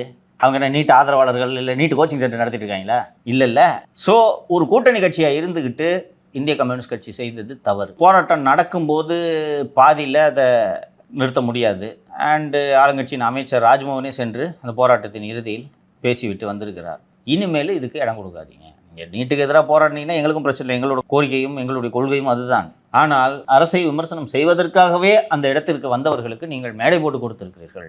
இது கூட்டணி தர்மத்திற்கு எதிரானதுன்றதை அவங்க வலியுறுத்தியிருக்கலாம். அடுத்து இந்திய கம்யூனிஸ்ட் எம்பி சுப்பராயன் அவர்கள் வந்துட்டு முதலமைச்சர் அவர்களுக்கு நாமக்கல் கவிஞர் மாளிகையில் புதிய ஆஃபீஸ் ரெடி பண்ணியிருக்காங்க. அதுக்கு தெண்ட செலவு ஏற்கனவே தமிழ்நாட்டில் அவ்வளோ கடன் இருக்கு, புதிய அலுவலகம் அமைக்கிறேன்னு சொல்லிட்டு எதுக்கு தெண்ட செலவு பண்ணிக்கிறீங்கன்னு கேட்டிருக்காரு சார். நான் அவரது கருத்தோடு முழுமையாக உடன்படுகிறேன். இது நியாயமான விமர்சனம். இந்த விமர்சனங்களை எல்லாம் வைக்க உங்களுக்கு எல்லா உரிமையும் இருக்கிறது. இதே போல 5 ஆண்டுகளில் பல்வேறு நாடுகளுக்கு அரசு செலவில் குடும்பத்தோடு சென்று ஊர் சுற்றி பார்த்தாரே ஒரு முதல்வர்.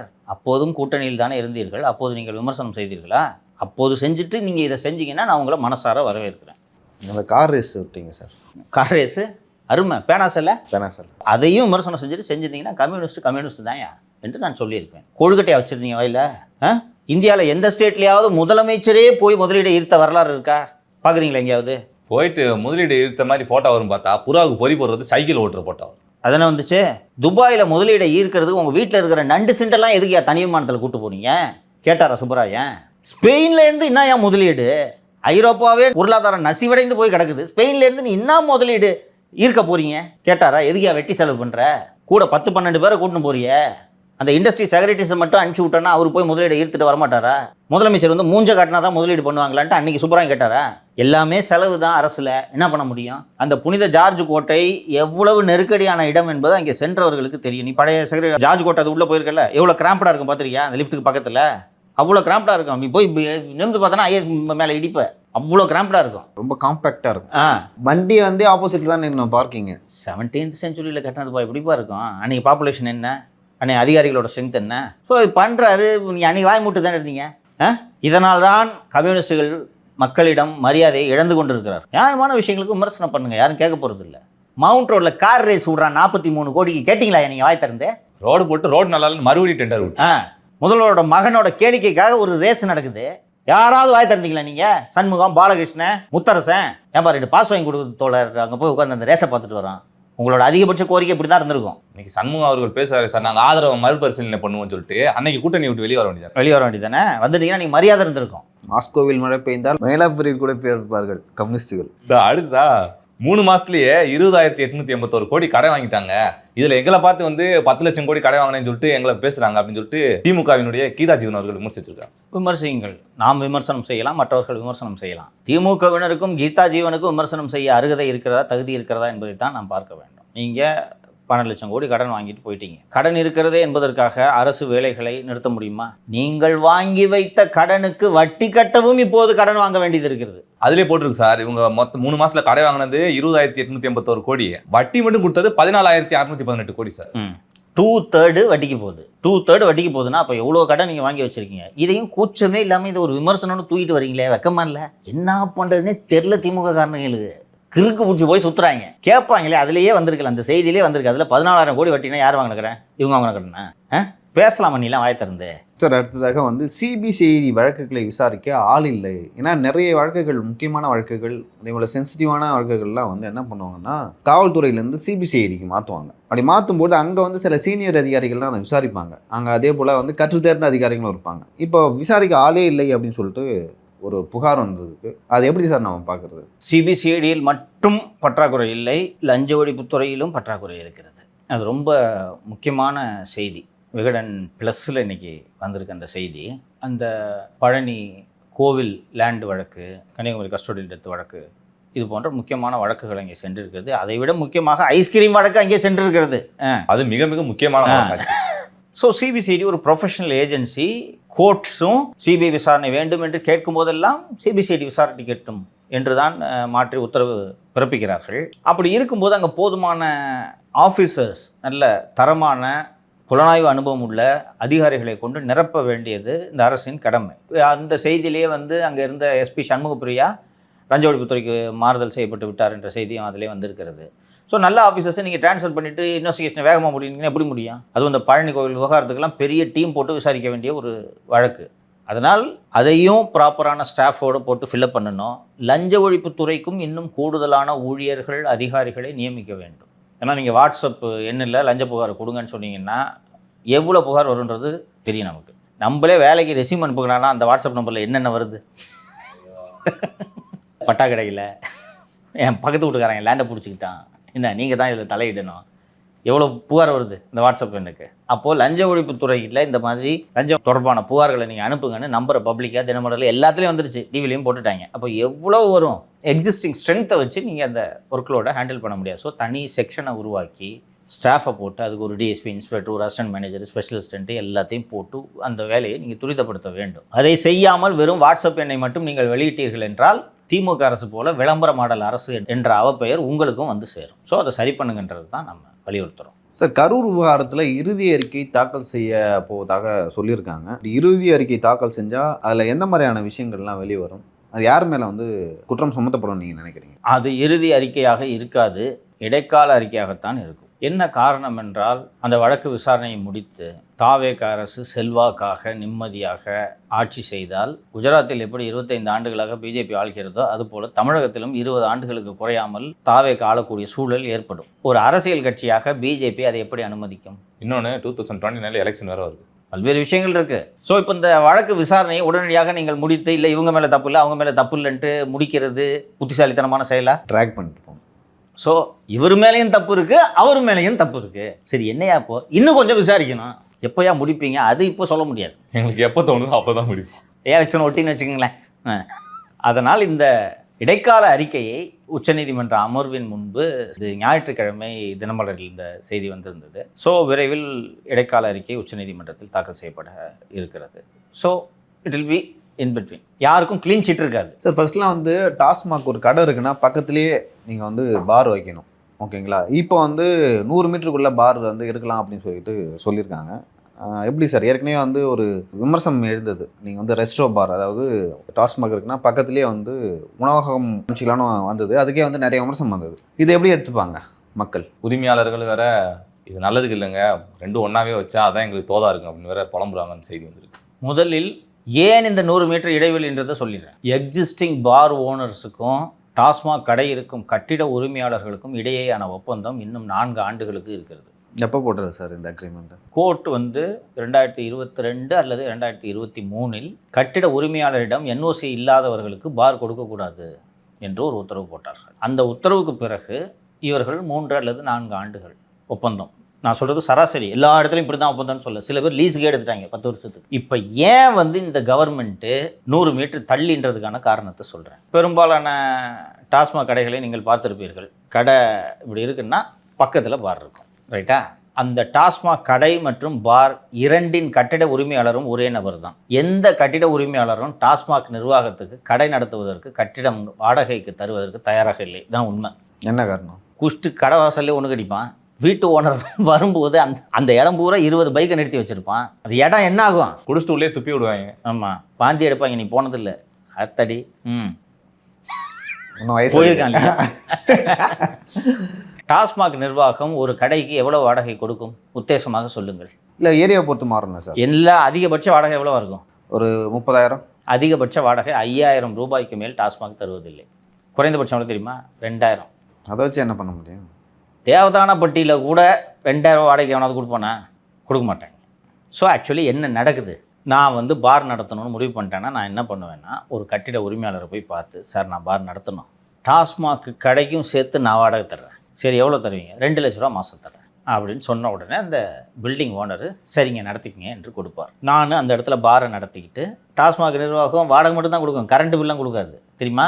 கரண்ட்லாம் ஓடுமா? ஸோ நான் பார் நடத்துகிறதா இருந்தால் நான் தான் அந்த பில்டிங்கை ஏற்பாடு பண்ணணும், கட்டணும். அதுக்கு ஏற்றாற் போல் கட்டுமானம் செய்ய வேண்டும். கிரில் கேட்லாம் போடணும்ல, இதெல்லாம் நான் போடுவேன். நான் போட்டு இதெல்லாம் ரெடி பண்ணி, எப்படியும் அதுக்கு இன்ஃப்ராஸ்ட்ரக்சருக்கு உட்கட்டமைப்புக்கு அதுக்கு அது உள்ளே ஏசி, அது உள்ளே ஒரு ஏசி கட்டணம் அறைன்னு போயிருக்குல்ல, அங்கேயே ஏசி அறைன்னு இருக்கும். AC charges 50 rupees. இதெல்லாம் போட்டு உள்ள எல்லாத்தையும் நான் ஏற்பாடு பண்ணி, இந்த பார் லைசன்ஸ் வாங்குறதுக்கு கலால் ஆணையருக்கு, டாஸ்மாக் மேலாளருக்கு, மாவட்ட ஆட்சியர் அலுவலகத்தில் இருக்கும் அதிகாரிகளுக்கு எல்லோருக்கும் லஞ்சம் கொடுத்தது எல்லாம் சேர்த்து மினிமம் 40 முதல் 50 லட்ச ரூபாய் செலவாகும். நான் முதலீடு பண்ணி இந்த கிரில் எல்லாம் போட்டு பண்ண உடனே டாஸ்மாக்கு 3 எம்ப்ளாயிஸை மட்டும் அனுப்பும். ஒரு சூப்பர்வைசர், 2 சேல்ஸ்மேன் போவாங்க. நேராக போய் அந்த கிரில் கேட்டை திறந்துட்டு உள்ளே உட்காந்துப்பாங்க. டாஸ்மாக் நிர்வாகம் வந்து வண்டியில் சரக்கு இறக்கணும், போயிடும். இப்படித்தான் தமிழகம் முழுக்க நடந்து கொண்டு இருக்குது. இதுதான் சிஸ்டம். இப்போ நான் ஒரு பார் ஓனர்னு வச்சுக்கோ, 50 லட்ச ரூபா இன்வெஸ்ட் பண்ணிட்டேன். மாதம் 2 லட்ச ரூபா பில்டிங் ஓனருக்கு தர்றேன். டாஸ்மாக்கு 2 லட்ச ரூபாய்க்கு டிடி மாதம் எடுத்து அனுப்புகிறேன். லோக்கல் ஸ்டேஷனுக்கு எல்லாத்துக்கும் மாமூலுக்குலாம் கொடுத்துக்கிட்டு பண்ணுறேன். சரி, இவ்வளோ செலவு பண்ணுறவருக்கு எப்படி இந்த டாஸ்மாகில் அந்த போட்டி விற்றா இவ்வளோ லாபம் வருது அப்படின்னு நீங்கள் நினைப்பீங்க. விடிய சரக்கு ஓட்டுறேன், ஓகேவா? இப்போது நைட்டு 10 மணிக்கு மேலே சரக்கும் ஓட்டக்கூடாது. இப்போ நான் ஏற்கனவே நான் அக்ரிமெண்ட் போட்டு வச்சுருக்கேன் பில்டிங் ஓனரோட. அந்த பில்டிங்கில் தான் டாஸ்மாக் கடை இருக்குது. இப்போது நீ பாருக்கு ஏலம் எடுக்கிறேன்னு வச்சுக்கோ, எங்கே நடத்துவ பாரு? இப்போ 517ன்னு ஒரு கடை இருக்குப்பா. அந்த 517 கடையில் பார் நடத்துறதுக்கு நீ ஏலம் எடுக்கிற, ரைட்டா? கொடுத்துட்றாங்க உனக்கு. எங்கே நடத்துவ பாரு? அங்கே மட்டும் தான் நடத்த முடியும். ஆமாம், அதுக்கு தான் புதிய விதி. 100 மீட்டர் தள்ளி நடத்தலான்னு ஒரு ரூல் கொண்டு வந்திருக்காங்கல்ல, இதுக்கு தான். இந்த ஏலம் தோல்வி அடைய போகிறது. இப்போவே சொல்கிறேன், இந்த டெண்டரு ஏன் யாருமே வர மாட்டாங்களா? இது சொல்கிறேன். சமைக்கக்கூடாது. அரசு நிர்ணயித்த விலையில்தான் தின்பண்டங்களை விற்க வேண்டும். சிகரெட்டு விற்கக்கூடாது. ஏன் வருவான் இப்போ அவன் பாருக்கு? பாட்டு காற்று வாங்கிட்டு கிடக்க வந்துச்சு. இப்போ ஏன் பாரு, நான் ஏற்கனவே பழைய ஆள் பார் எடுத்து இருக்கேன்ல, இப்போ ஏன் பார் மூடிடும், ரைட்டா? உன்னை ஏன் பாருக்குள்ள நடத்த விடுவேனா? விட மாட்டேன். இப்போது நீ நடத்துகிற பாரில் அதிகபட்சம் என்ன விற்ப? மிச்சரு, இந்த சைடிஸ், ஏதாவது வேர்க்கடலை. அதான் வேர்க்கடலை. வேறு என்ன? கறி, தண்ணி பாட்டில். நான்வெஜ் கண்டிப்பாக இருக்கணும். வெஜ்ஜி கொஞ்சம். அதான் சமைக்கக்கூடாதுன்றாங்களே. வெளிலேருந்து சமைச்சு வச்சு விற்கலாமா? அதுக்கு பர்மிட்டட் நினைக்கிறேன். அதுக்கு வந்து இந்த சுகாதாரத்துறை சர்டிஃபிகேட் அதெல்லாம் வாங்கணும். சரி, ஏதோ வாங்கிட்டு விற்கிறப்பா, ரைட்டுப்பா, விற்கிற, ரைட்டா? வேறு என்ன இப்போ? லைக் சரக்கே வந்து கூலிங்காக நான் அங்கே வச்சு விற்பேன். அதுக்கெல்லாம் பர்மிஷன் கிடையாது. பட் ஆனால் பாரில் விற்பாங்க தானே? அதெல்லாம் கிடையாது. பார் அருந்தும் இடம், அவ்வளோதான். அங்கேருந்து வாங்கிடுவாங்க, இங்கே குடிக்கணும். தண்ணி பாட்டில் விற்பியா? தண்ணி பாட்டில். இப்போது நான் நடத்துகிற பாரில் தண்ணி பாட்டில் 50 ரூபா. ஆனால் நீ வந்து எம்ஆர்பி ரேட்டில் தான் விற்கணும், ரைட்டா? அதுவும் 100 மீட்டர் தள்ளி.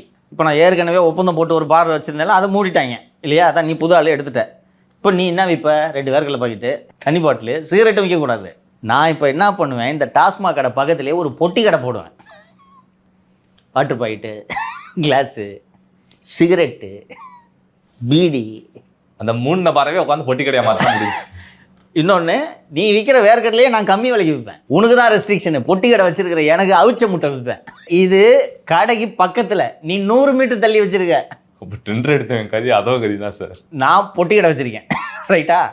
நான் மாதம் 2 லட்ச ரூபா டாஸ்மாக்கு டிடி எடுத்து கொடுக்க வேண்டிய அவசியம் எனக்கு இல்லை. இப்போ யாருக்கு வியாபாரம்? பொட்டி கடை. ஆனால் விற்கிதோ விற்கலையோ, டாஸ்மாகோட சேல்ஸில் ஒரு நாளைக்கு விற்கிதில்ல, அதில் 1.5% பார் ஓனர் கட்டுறோம். 10 லட்ச ரூபாய்க்கு விற்கிதுன்னு வச்சுக்க, 1.5% கட்டணும். எப்படி கட்டுவேன் சொல்லு ராஜா? இது எப்படி சக்ஸஸ் ஆகும் சொல்லு? எல்லா டாஸ்மாக் அவுட்லெட்டோடு இருக்கக்கூடிய பாரு, அந்த பில்டிங் ரெண்டும் சேர்த்து ஒரு ஆள் அக்ரிமெண்ட் போட்டு வச்சுருக்கோம். இப்போ நான் மாதம் 2 லட்ச ரூபா கொடுக்குறேன்னு சொன்னேன்ல பார் ஓனர், டாஸ்மாக் தனியாக அந்த பில்டிங் ஓனரோட ஒரு அக்ரிமெண்ட் போட்டிருக்கோம். அது என்ன அக்ரிமெண்ட் தெரியுமா? 11 மாதத்துக்கு மாதம் 2000 ரூபாய்க்கு அந்த கடையை நாங்கள் வாடகைக்கு எடுத்துக்கொள்கிறோம். ஒரு கொடப்படியான சட்டவிரோதமான மொக்க சிஸ்டம் ஓடின்னு இருக்குது. இவங்க நாங்கள் இதை சரி பண்ணுறோம் இது பண்ணுறோன்ட்டு என்னமோ டக்கரைச்சு பார்க்குறாங்க.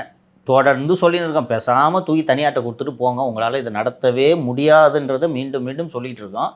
நாங்கள் புதுசாக இது நடத்துகிறோம், திறந்த முறையில் ஏலத்தை விடுகிறோம், 100 மீட்டர் தள்ளி கடையை வைத்து கொள்ளலாம், இப்படிலாம் சொல்கிறோம். நீ அங்கே போய்ட்டு அவனை வந்து 2.5 லட்சம் டிடி கொடுக்கணும் மாதம் மாதம் அந்த கடையோட விற்பனைக்கு ஏற்ப. எம்ஆர்பி ரேட்டில் தனி பாட்டில் உனக்கு என்ன தான் லாபம்? அங்கே எவன் எடுப்பான் இப்போ ஏலம்? இதுக்கு நீ பாட்டு மியூசிக் சிஸ்டம் போடணும், சேர் போடணும், டேபிள் போடணும், கரண்ட் பில்லு, டேபிளை துடைக்கிறதுக்கு ஆள் வைக்கணுமா, சப்ளைக்கு ஆள் வைக்கணும். பாஸ் அது பார் பாஸு. பாரில் சிகரெட் வைக்க கூடாதுன்னா ஆட்சி நடத்த தெரியலன்னா போய் அண்ணன் செந்தில் பாலாஜியாவது கற்றுக்குங்கய்யா. சும்மா ஜம்முன்னு கரூர் கேங்க வச்சு 5 வருஷம் எப்படி நடத்தினாரு வசூலை பார்த்துக்கிட்டு? புசு தட்டாமல் ஓடிச்சா? இப்போ வசூல் பார்க்க சொல்கிறீங்களா உங்களை? நான் வசூலை பார்க்க சொல்லப்பா. இது எப்படிப்பா இது சக்ஸஸ்ஃபுல் ஆகும் சொல்லுப்பா? சக்ஸஸ் ஆகும். இந்த ஏற்கனவே டாஸ்மாக் பார் கூட அட்டாச்சா இருக்கிறவன் மாதம் மாதம் டிடி எடுத்து கொடுத்துட்டு இருக்கானா? கவர்மெண்ட்டுக்கு ரெவன்யூ வந்துட்டு இருக்கா? இப்போ ஏழை எடுக்கவே வரல எவனும். என்ன பண்ணுவீங்க? குடிக்கிறவன் குடிச்சிட்டு தான் இருப்பான், போய் ரோட்டில் உட்காந்து குடிச்சிட்டு போயிடுவான். கரெக்டாக பொட்டிகளில் 2 வேர்க்கடலை பாக்கெட் வாங்கிட்டு தனி கிளாஸு தண்ணி பாட்டில் வாங்கிட்டு அவன் பாட்டு போயிடுவான். இன்னும் சொல்ல போனோன்னா கம்மியாக கிடைக்கும் தண்ணி பாட்டில், வெளியில் 20 ரூபா கிடைக்குமா? இது நான் பார்வில் 50 ரூபாய்க்கு வாங்கணும். எதுக்கு இதை சொல்கிறேன்னா உங்களை வசூல் பண்ண சொல்லு. இது எப்படி எவன் வருவான் ஏலத்துக்கு சொல்லு? நீ இன்னைக்கு சொல்கிறேன், இன்னும் இப்போ அடுத்த மாதம் தான் ஓப்பன் ஆகுது. நான் இப்போ சொல்கிறேன், எவனும் வரமாட்டான் ஏன்னா எடுக்க. பார்க்குறீங்களா? என்ன லாபம் இருக்குது உனக்கு? மற்ற ஸ்டேட்ல எல்லாம் தனியார் நடத்தி லாபம் வரல கவர்மெண்ட்டுக்கு. அதெல்லாம் கம்பேர் பண்ணும்போது இங்கே கம்மியாக வந்துருக்குது இல்லையா சார்? அடுத்ததா ஃபோன் பேசிட்டு ஒரு போக்குவரத்து காவலர் வண்டி விட்டு போயிருக்காரு சார். அதை ஒருத்தர் வீடியோ எடுத்து அங்கே போக்குவரத்து காவலர் ஆணையருக்கு அந்த கம்ப்ளைண்ட் அனுப்பியிருக்காங்க. கடைசியில் பார்த்தா அவருக்கே அபராதத்தை போட்டு வச்சுருக்காங்க சார், கம்ப்ளைண்ட் அனுப்பினவருக்கு.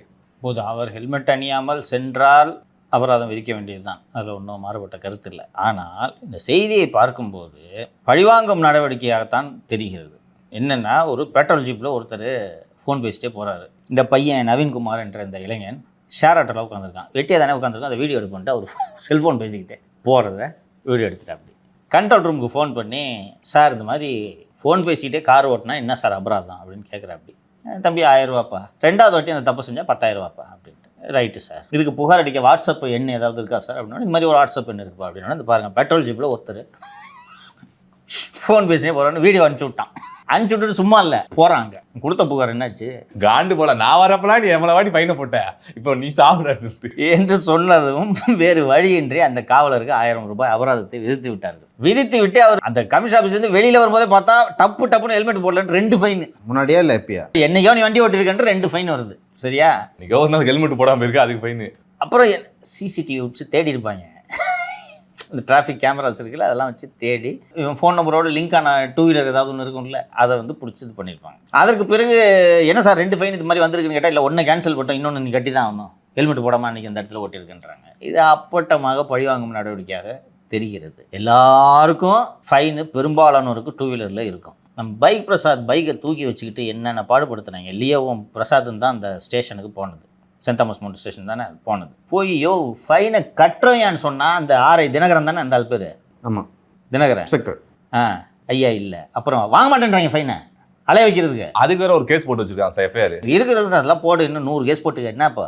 போய் திருப்பி போய் கேட்குறாங்க, ஃபைனை வாங்கலை. ஸோ இதெல்லாம் எப்படி நடக்கும்னு தெரியும். புதிய ஆட்சியிலும் இது போல நடப்பது, ஆட்சி மாறினாலும் அதிகாரிகள் மாறவில்லை என்பதை தான் உணர்த்துகிறது. இது சென்னை மாநகர காவல் எல்லைக்குள்ளே இது நடந்திருக்கிறதுனால ஆணையர் அமல்ராஜ் அவர்கள் தலையிட்டு இதை சரி செய்ய வேண்டும். அடுத்ததாக தாவேக்கு ஆட்சி அமைஞ்சோடனே எப்பவும் இல்லாமல் ஏஐ துறைக்கெலாம் வந்து அமைச்சர் நியமித்தாங்க. ஆனால் பெங்களூரில் இந்தியாவில் முதல் ஏஐ பல்கலைக்கழகம் கொண்டு வந்திருக்காங்க. ஏன் சார் தமிழ்நாட்டில் இந்த மாதிரி எதுவும் கொண்டு வர மாட்டாங்க? கொண்டு வர வேண்டும் என்பதை நாம் இந்த நிகழ்ச்சி வாயிலாக சம்பந்தப்பட்ட துறை அமைச்சர்களுக்கும் அரசுக்கும் கோரிக்கையாக வைக்கிறோம். ஐடி மற்றும் ஏஐ துறையின் அமைச்சராக இருக்கக்கூடிய வேளச்சேரி எம்எல்ஏ இங்கே எந்த டெண்டர் விட்டு வசூல் பண்ணலான்ட்டு அவரும் ஒரு மகனும் சேர்ந்து சுற்றிட்டு இருக்காங்க. அதனால் அந்த துறையில் இந்த வேலை முழுமையாக நடக்கும் என்று எனக்கு தோன்றவில்லை. மாறாக இது உயர்கல்வித்துறையின் கீழ் வரும் என்று நான் நினைக்கிறேன்.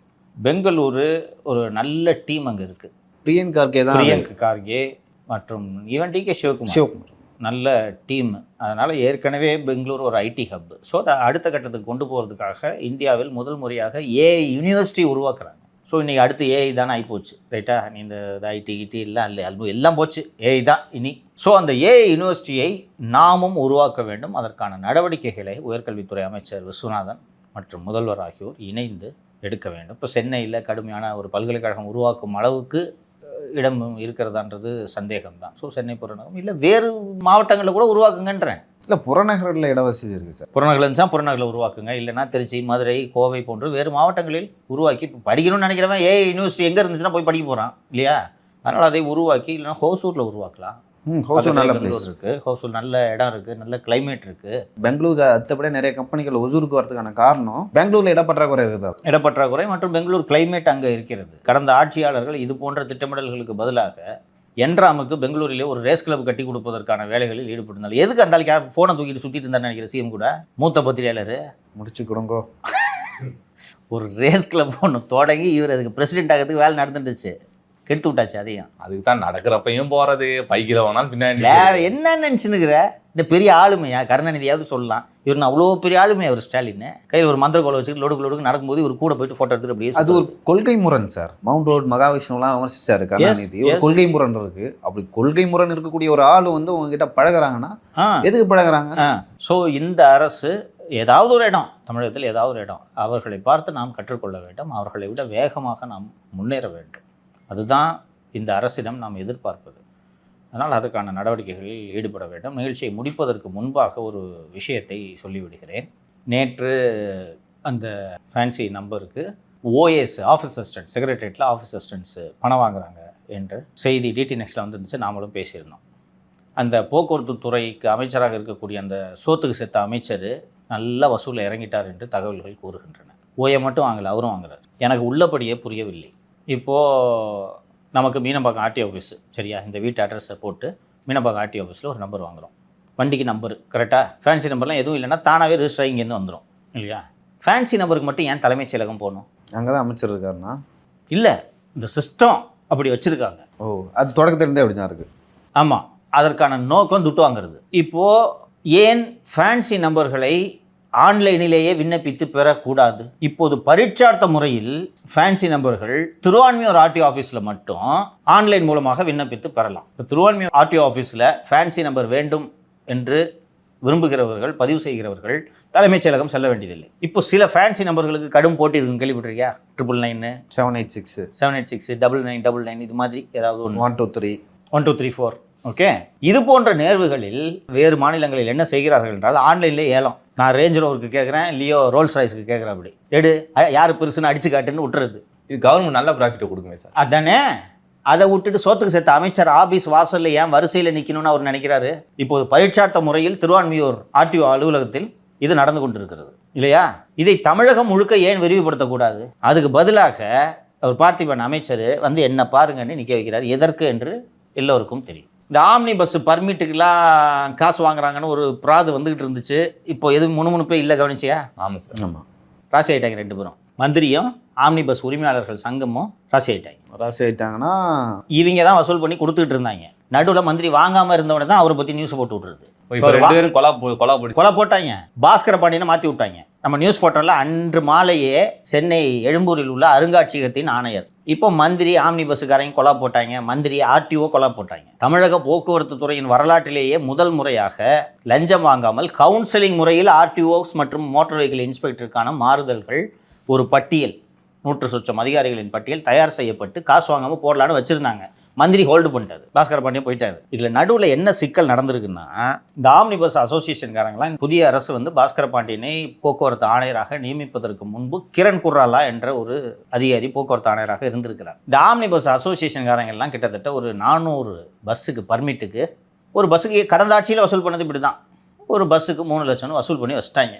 புது கவர்மெண்ட் வந்து இப்படி ஏடிஎம்கே தானே வரப்போகுது, இல்லை டிஎம்கே வரப்போகுது. வந்த உடனே மந்திரிக்கு என்ன அதே ரேட்டு தானே வாங்க போகிறாங்க, கொடுத்துட்றோன்ட்டு வாங்கி வச்சுருந்துருக்காங்க பணத்தை. புதிய அரசு பதவியேற்ற பிறகு அல்லது அந்த பதவியேற்பதற்கு ஒரு சில நாட்களுக்கு முன்பு பஸ்ஸுக்கான பர்மிட்ஸ்லாம் இஷ்யூ ஆயிடுச்சு. இந்த ஆம்னி பஸ் அசோசியேஷன்காரங்க ஒரு 40,000 ரூபாய் மட்டும் அப்போது இருந்த போக்குவரத்து ஆணையர் கிரண் குரலாவுக்கு கொடுத்து விட்டு 2.5 லட்சத்தை அசோசியேஷன்காரங்க அடிச்சிட்டாங்க. இது ஆம்னி பஸ்காரங்களுக்கு தெரியாது. நடுவில் இந்த பத்திரிகையில எல்லாம் செய்தி வந்து அரசு தரப்பில் இன்னொன்று ஒரு பாஸ்கர் பாண்டியனை எல்லாரையும் கூப்பிட்டு யாரும் காசு கொடுக்க வேணாங்க, கவர்மெண்ட்லேயும் வாங்க வேணாம்னு சொல்லிட்டாங்க, நீங்கள் வாங்க ரூல்ஸ் படி பர்மிட் கொடுக்குறேன்னு சொல்லிட்டு எல்லாருக்கும் பர்மிட்டு ரூல்ஸ் படி கொடுத்த உடனே ஏற்கனவே காசு கொடுத்த 400 பஸ்ஸு ஓனர்ஸு என் துட்டை திருப்பி கொடுன்னு கேட்குறாங்க. அதை அண்ணன் செலவு பண்ணிட்டேன், நேற்று நீங்கள் சாப்பிட்ட சிக்கன் பிரியாணிலேருந்து சிக்கன் தான் அதுன்ட்டு ஆம்னி பஸ் ஓனர்ஸு அசோசியேஷன் ஆட்கள் இப்போது இந்த உரிமையாளர்களிடம் பதில் சொல்ல முடியாமல் விழித்து கொண்டிருக்கிறார்கள். இப்போ திருப்பி வசூல் பண்ணால் அதை மேனேஜ் பண்ணிடலாம் இல்லையா?